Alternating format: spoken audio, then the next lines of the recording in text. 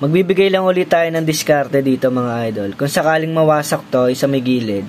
Kasi kapag nawasak to, hindi nyo na malalak yung pinaka-bushing yan. Hindi nyo na malalagay. Gawa ng wasak na. Katulad na ito, nawasak no, sa may back housing niya.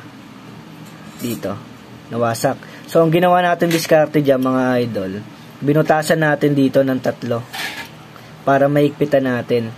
Tapos, hahanap kayo ng tornilyo, nakakasya dito sa may butas na yan. Katulad ng ginawa ko dyan, oh. Nagkasya. Yan, para mahigpitan natin yung pinaka-bushing. So, tingnan nyo mga idol, sobrang higpit na itong bushing. Halos hindi siya magalaw ng daliri ko, kahit perasahin ko.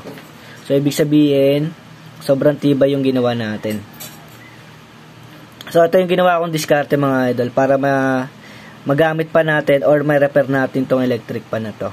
So hanggang dito na yung video natin mga idol. Sana nakatulong itong video sa inyo.